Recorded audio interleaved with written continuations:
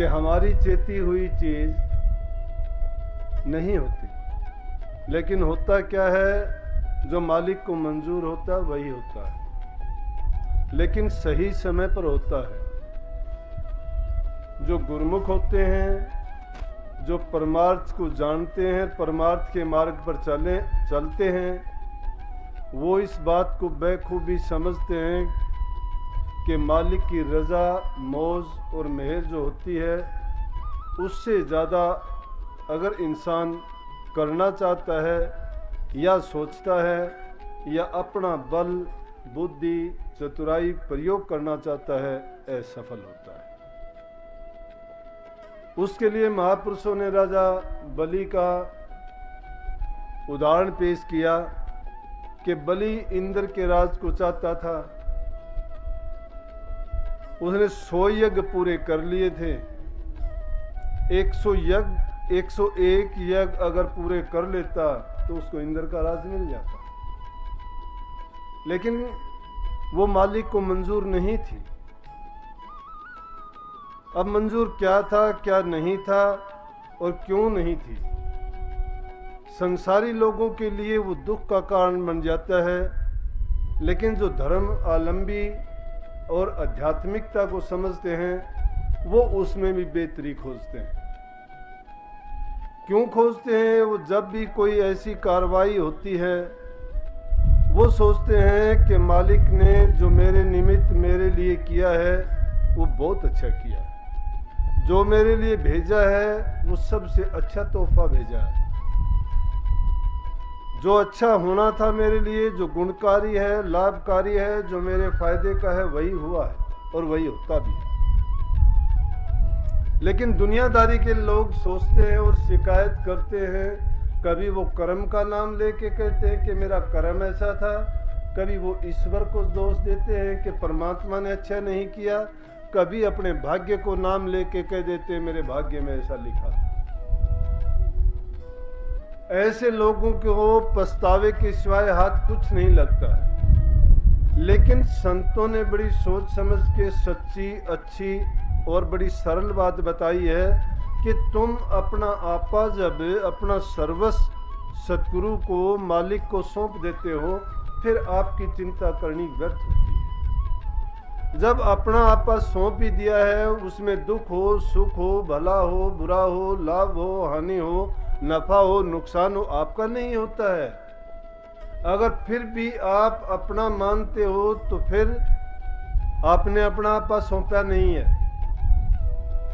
जब सतगुरु की शरणागत हो गया तो तुझको बंदे चिंता क्या, तब भी तुझको तो चिंता व्यापे तो धोखा है शरणागत में। शरणागत का मतलब ये होता है कि शरण में जाने के बाद ना अपना लाभ सोचना, ना अपनी हानि सोचनी, ना अपना दुख सोचना, ना अपना सुख सोचना। अपना दुख, सुख, लाभ, हानि जब तक सोचते रहोगे, जब तक मानते रहोगे, तब तक आपको वो दुख और सुख, कभी सुखी होगे, हंसते हुए दिखाई दोगे, थोड़ा फायदा होगा, कभी थोड़ा कष्ट और दुख होगा तो शिकायतों की लाइन लगा दोगे। लेकिन जो समभाव में जीना सीख जाता है कि दुख आता है तो उसकी कभी कोई शिकायत नहीं करता, सुख आता है उसके लिए कभी वो फूलता नहीं है, अहंकार नहीं करता है, अभिमान नहीं करता है, फिर भी संतुलन बनाए रखता है अपने जीवन में, अपने ख्यालात का, अपने विचार का और अपने क्रिया का। जो भी आप कर्म करते हो उसको एक संतुलन में अपने काम करते जाओ, क्योंकि संतुलन में सारी प्रकृति है।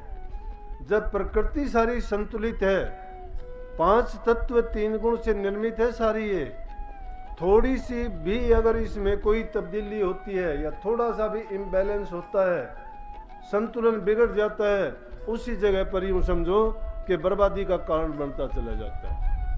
यहाँ सब चीज़ें अपने अपने ढंग से हैं, लेकिन कई बार क्या होता है कि अगर थोड़ी भी किसी चीज़ की कमो बेशी होती है तो उसमें उसी टाइम वो नुकसान का कारण बन जाता है। 5 तत्व हैं, इसमें किसी तत्व की बढ़ोतरी हो जाए, पृथ्वी है, वायु है, अग्नि है, जल है, अगर इसमें जल की बहुतायत हो जाती है तो बाढ़ और बारिश होके सभ्यता का विनाश करती है, तबाही का कारण बन जाती है। अग्नि तत्व अगर प्रचंड रूप धारण कर लेता है तो सब कुछ को जला के भस्म कर देता है। वायु अगर तूफान का रूप धारण कर लेती है तो देखो ये कितनी कितनी आपने सुना होगा नुकसान करती है, कितनी सभ्यताओं का विनाश करती है। जिस देश में से होती है वह बर्बादी कर देती है। क्यों होता है ऐसा कि अगर वो चीज़ बैलेंस में रहती, इंसान का शरीर भी उस प्रकृति के अनुसार ही बना है। इसमें भी वो पांचों तत्व, तीनों गुण, जिस प्रकार शास्त्रों में कहा कि पिंडे सो ब्रह्मंडे खोजे सो पावे, तत्वा तो में तेरा जीव सतगुरु है लखावे।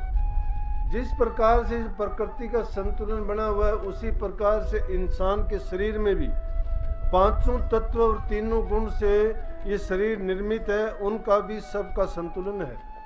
अगर किसी भी तत्व की कमी हो जाती है या कोई बढ़ जाता है तो उसी वक्त वात का, पित्त का, कफ का, तीन प्रकार से वो रोग का कारण बन के इंसान को दुखी कर देता है।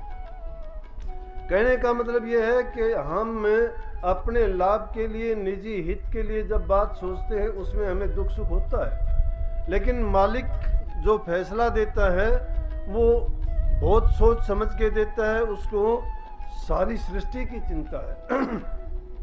लेकिन हम क्या सोचते हैं, हम सिर्फ हमारे मतलब से ज़्यादा दूसरे के हित की बात भी नहीं सोचते। तो कहने का मतलब तो ये था कि आज इस नई जगह में प्रथम जो सत्संग हुआ उसका श्रेय तो मैं कहूँगा कि सोमवीर को जाता है। इन्होंने इतनी सुंदर जगह देके एक ऐसा परोपकार का काम किया है जो सत्संगी सभी जो भी देखता है कहता है कि ये आपने जगह बहुत अच्छी ली।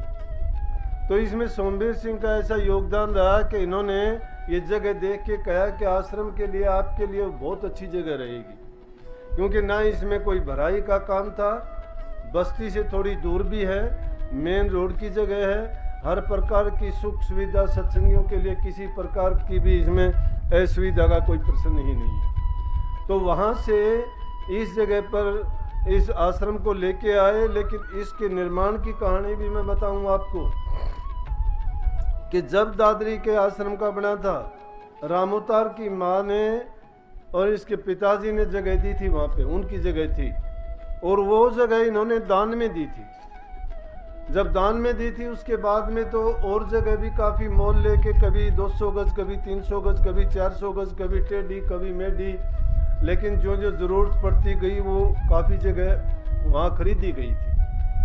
जब वो जगह खरीदी गई, जब इस आश्रम के लिए ये बात चली तो इनके भतीजे आए रहा के कहने लगे जी वो तो हमारी दान की हुई है, वो चीज़ हम आपको जगह देंगे नहीं, बोले आप उसको बेच नहीं सकते। मैं कहने लगा भाई तुमने दान की थी, दान की हुई चीज़ तुम्हारी ओर से जा चुकी है। बोला नहीं जी उसमें तो सत्संग के लिए दी थी, सत्संग ही होना चाहिए। माँ हम व्यापारी नहीं है, दूसरी जगह लेंगे तो भी हम सत्संगी करेंगे, अगर हम और दूसरा काम तो करें तो हम अपने आप तुम्हारी जगह को छोड़ देंगे। लेकिन उन्होंने काफ़ी तर्क वितर्क किया। मैंने कहा भाई ऐसे तो तुम कुछ भी कर नहीं सकते हो, लेकिन हाँ ये बात है कि अब तक तो उस जगह में तुम्हारा कुछ भी नहीं था, लेकिन हम एहसान फरोमोश आदमी नहीं हैं।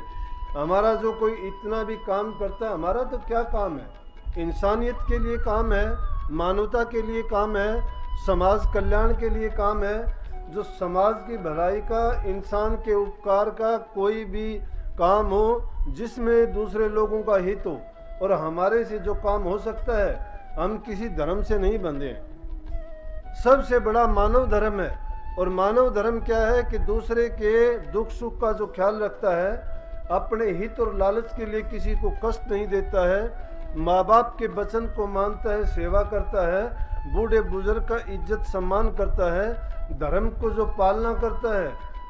धर्म की पालना क्या है कि मर्यादा में रहते हुए सबके साथ अच्छा व्यवहार, ऊंच नीच का, छुआछात का, भले बुरे का कोई भी ख्याल ना करके सबके हित के लिए और सबके सुख के लिए जो काम किया जाता है वही परोपकार कहा जाता है। हमने जो काम करना है वो इसी चीज़ के लिए करेंगे। लेकिन एक बात सुनो, नई जगह लेंगे उसमें भी हम तुम्हारा ही पत्थर लगवाएंगे। कि तुम्हारे जो दादा दादी ने जगह दी थी उस जगह के कारण हमारे इस आश्रम का निर्माण हुआ, क्योंकि वो आप कि पूर्वजों का एहसान था, उस एहसान को हम भुलाना नहीं चाहते।